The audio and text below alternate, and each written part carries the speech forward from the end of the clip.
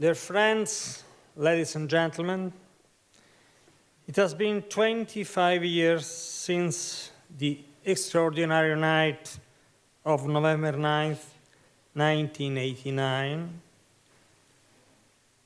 We all remember the images of the citizens that removed the ruins of the barrier that for decades had been the symbol of the division of Germany, of Europe, of the world. It was a night of great hope and emotion. That night was a moment of liberation.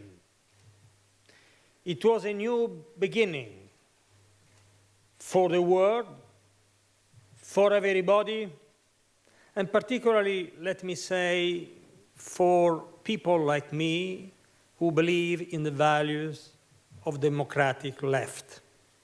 Finally free of the identification with dictatorship of communism. This is still true today. And the deep concerns for today's crisis and conflicts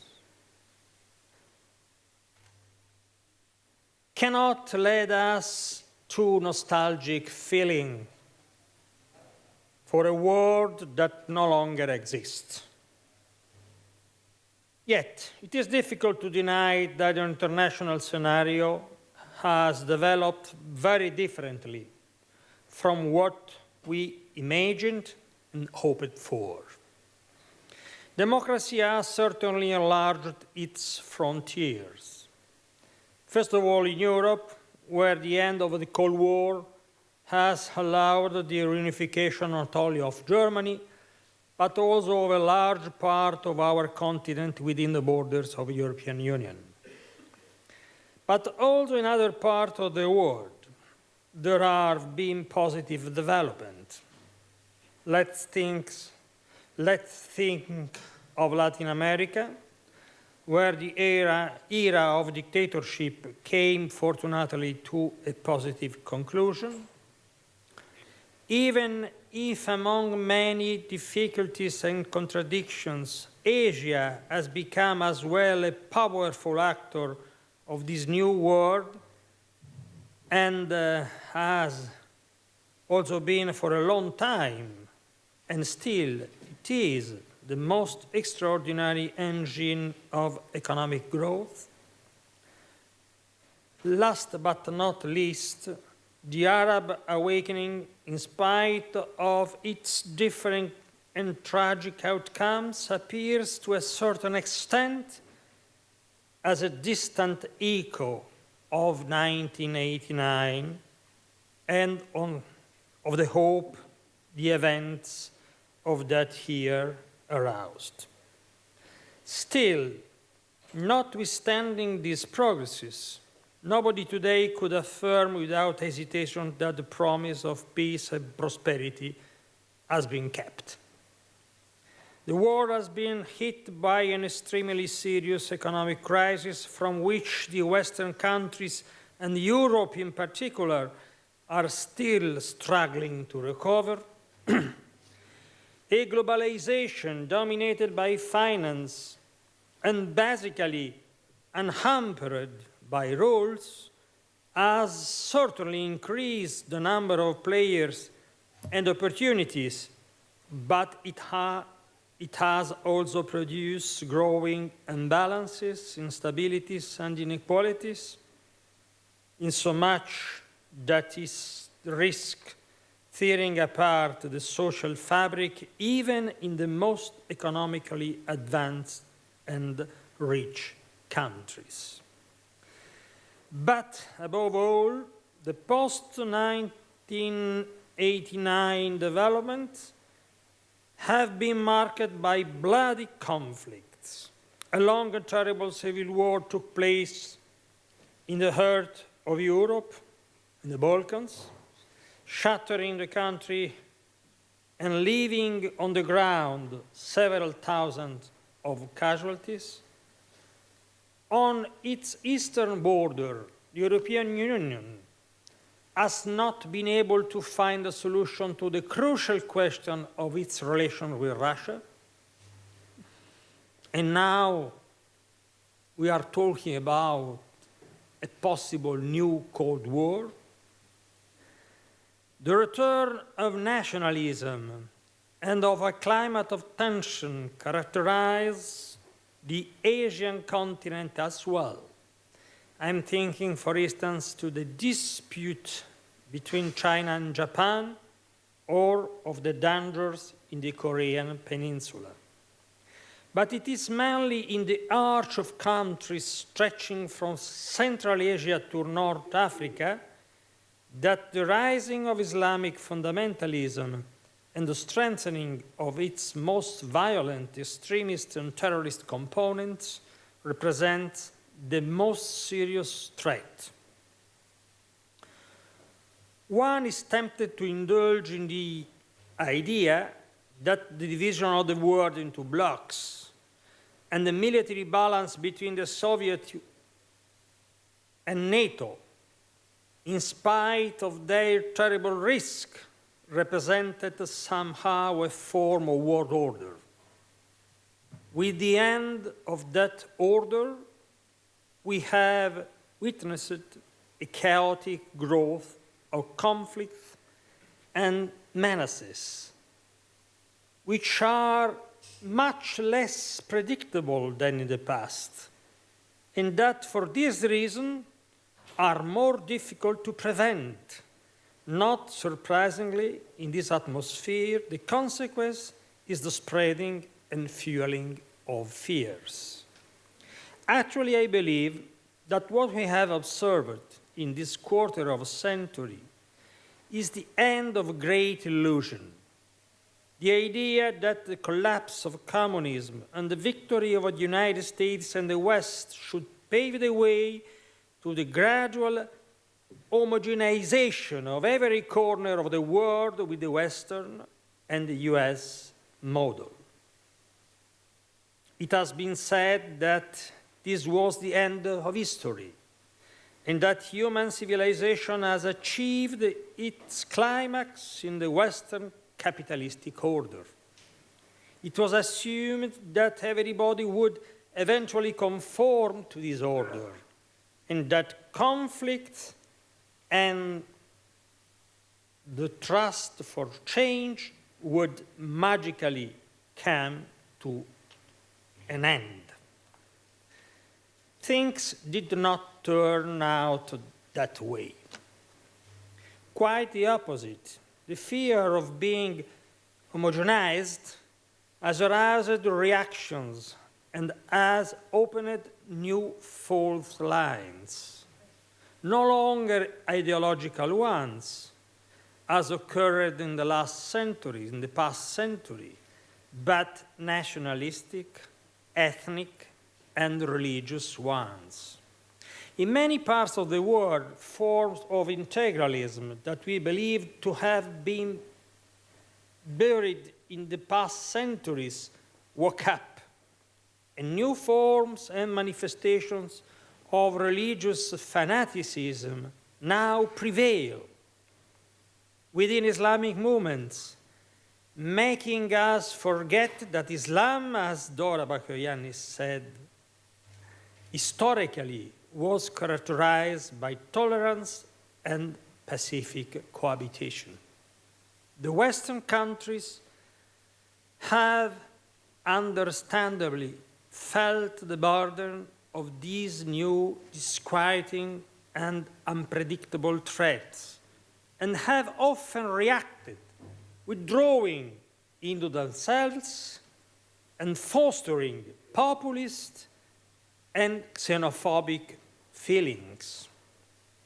What we have witnessed in the last 25 years is a process of deterioration of international relations. In the beginning, there prevailed the illusion, particularly among the US neocon, that it was possible to shift from a bipolar order to a unipolar order under the supremacy of the United States. I think that this illusion culminated in the 2003 Iraqi war, and with the theory according to which it was possible to export democracy by the use of force. This stage ended in a huge failure. Indeed, it led to growing mistrust and hate toward the West, particularly in that part of the world, such as the Arab countries, that feels largely marginalized by the economic globalization and has less enjoyed the advantages of the results that this process has produced.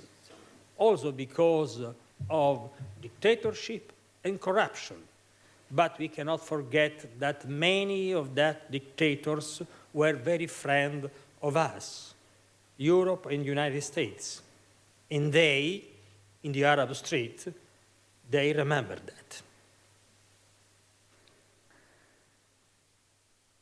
The arrival of President Obama represented, in my opinion, the acknowledgement that the deep change was necessary.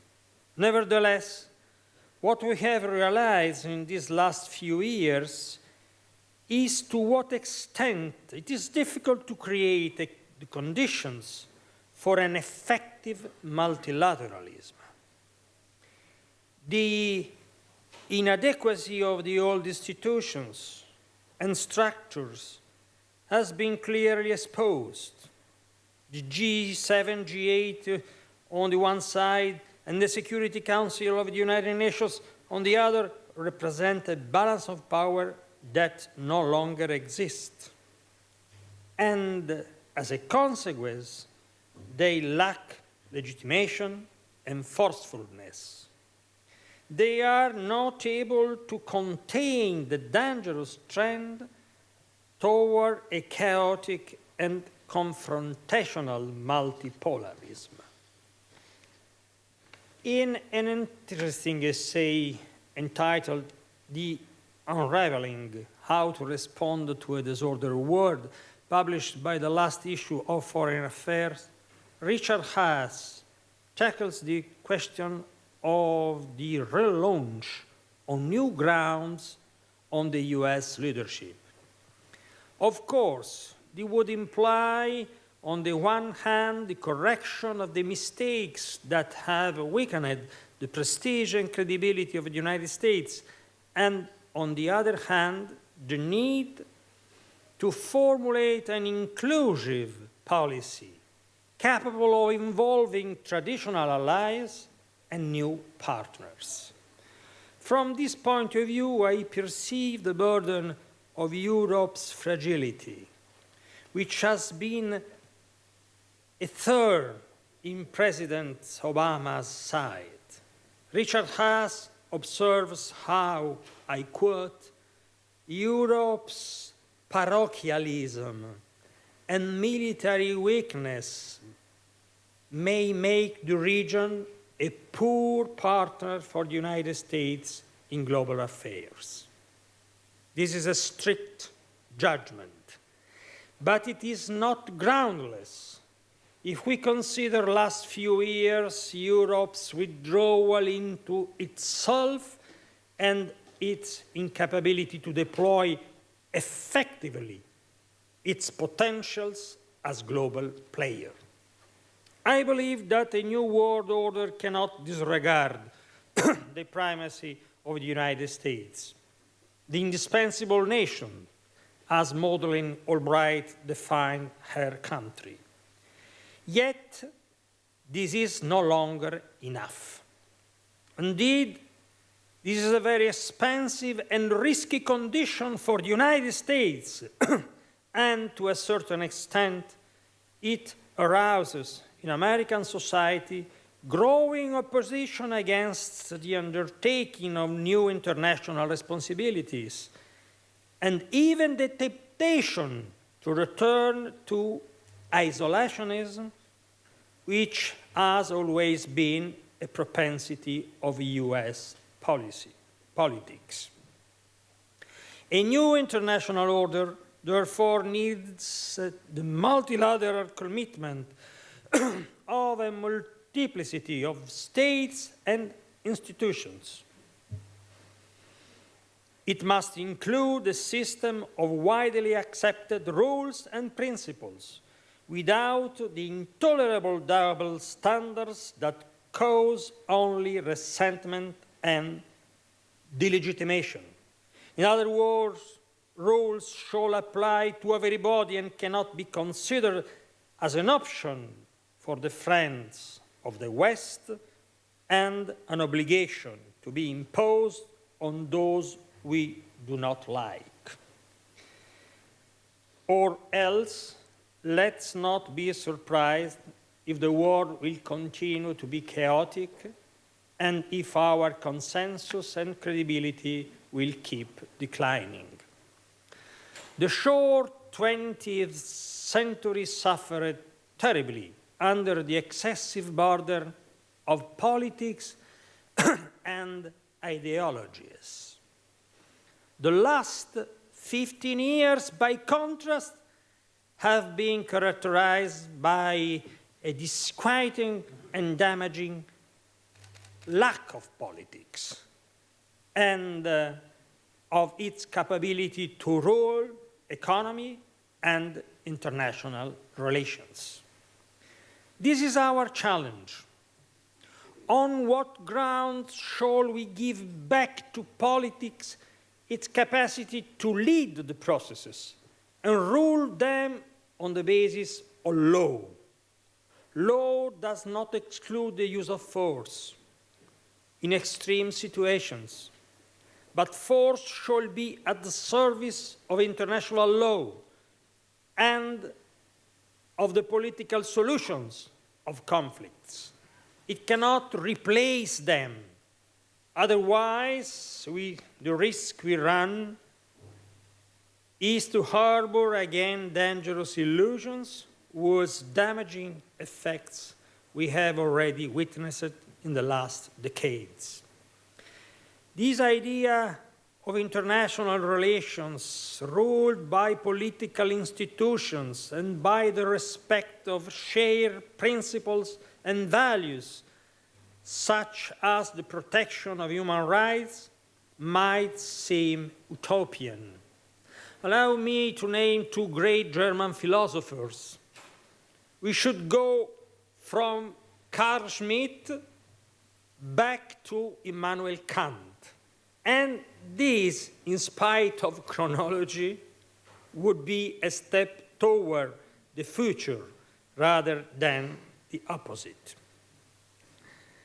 On what conditions can we move in this direction, even considering that it will be a long and gradual process? I would like to suggest two.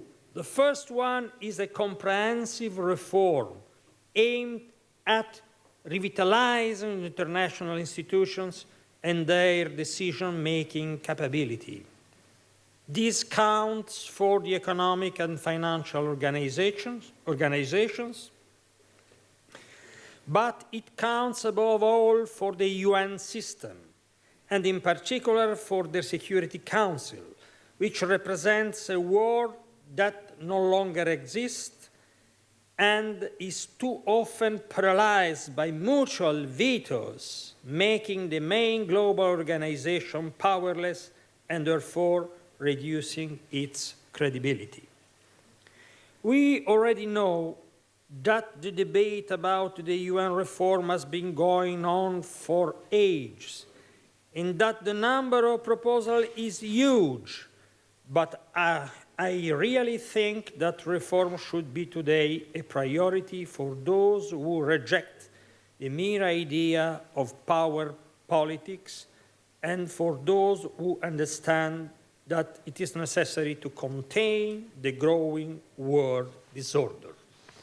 The second and final condition concerns us even more, because it involves the role of Europe and the EU capacity to become a real political player able to merge in a single shared vision and in a common action the different positions of the European states, including the bigger and more influential member states.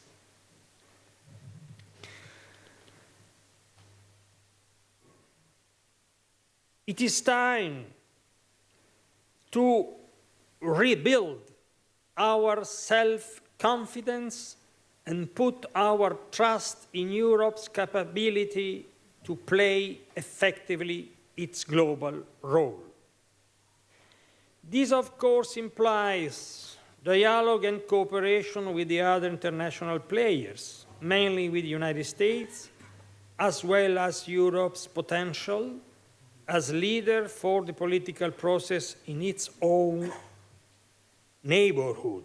Let's think, for example, of the complex relationship with Russia. I have a liking neither for the authoritarian trends of President Putin's Russia, nor for its aggressive nationalism and imperial nostalgia of Moscow foreign policy. I endorse the defense of Ukrainian integrity and understand the reasons that have led the EU to impose economic sanctions against Russia. However, we should also wonder whether we have done our utmost to prevent in Russia the growth of anti-Western feelings and the fears that feeds President Putin's current approach. Russia has perceived in these last few years a general attitude aimed at marginalizing it when important decisions were at stake, humiliating its role as a great power. Furthermore, Russia has perceived the US and NATO enlargement almost up to its own border as a threat, aiming at its progressive isolation. Don't we have a responsibility about this? I do not refer exclusively to the question of the anti-missile shields, which was a mistake. But fortunately, the US set aside. I'm talking of the poor working of the NATO-Russia Council, and more in general, of the instruments of the so-called Partnership for Peace. I'm talking of the hasty decisions to dismiss Russian proposal for a new European Security Conference. Now we are dealing with the Ukrainian crisis, but it is exactly when the confrontation is harsher that we should leave open the possibility for a diplomatic and political solution. We must have the nerve not to encourage Ukrainian nationalism and the anti-Russian feelings that fuel it. A political and diplomatic solution means, in my opinion, to guarantee security and borders of Ukraine, but at the same time, the rights of a large Russian minority, while acknowledging that it is not reasonable to think that Ukraine might one day become a member of NATO and of the EU. Rather, it must remain open to simultaneous collaboration with the West and the East. The second major challenge that Europe is to face, probably the most demanding one, yes, it's finished, concerns events in the Mediterranean and the Arab and Islamic world. Well, we have supported a process of change, and indeed we have supported destabilization of the region, which was necessary, but without having any idea on how to contribute to the construction of a new stability. This was the lack of strategy. Eventually, we appear both uncertain and inconsistent. We have greeted first and free election in Egypt, and after just a few months, the military coup and the ban of the very political party that had won those elections. Both. we have welcomed both, which seems a little bit contradictory. We have shown a poor understanding of the complexity of the events that were taking place in the Arab world and a dangerous lack of strategic vision. We should never forget that the democratic system we live in are the outcome of a long historical processes and cultural development, and these can hardly be replaced by the roughness of military interventions or by the apparent seduction of the Western model. Today, the priority is to restrain violence, terrorism, and fanaticism. The achievement of peaceful cohabitation and of religious tolerance is by itself a hard task, yet it is the indispensable precondition for the establishment of democracy. But if the opponent is the Islamic State's or Al-Qaeda fanaticism, what we need is to open a frank dialogue with the other component of the Islamic world in order to isolate and defy this new alarming barbarianism. For how long did the Western world neglect Kurdish people's human and civil rights? Today, Kurds are confronting with courage on the ground,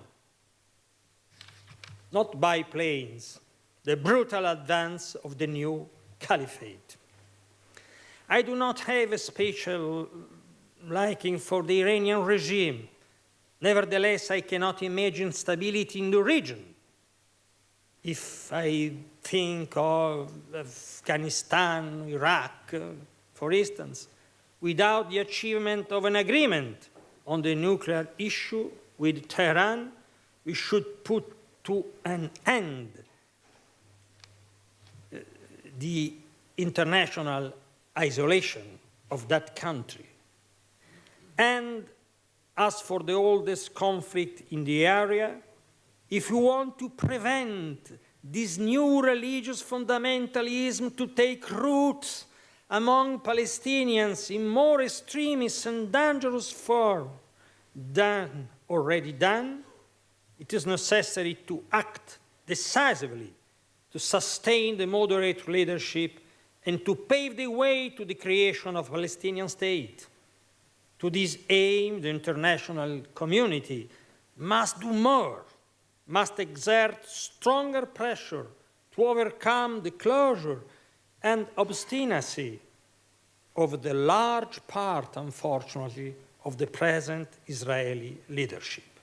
I could go on and on with other examples, but I think that it is by now clear that what we really need is a courageous and consistent political action, devoid of prejudice and double standards, able to make Europe a key player in the stabilization process of this crucial region, crucial also for our security.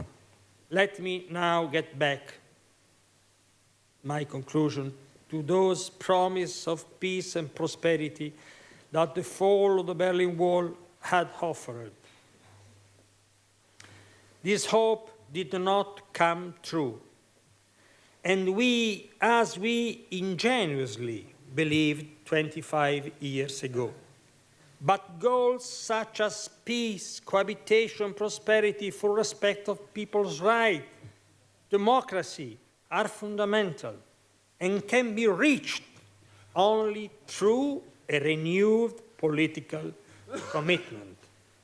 After all, the very fall of the Berlin Wall was possible because of the courage and intelligence of politics. The engine of history is not fueled by ideological illusion, but by the willingness of women and men. Thank you. Yeah, thank you.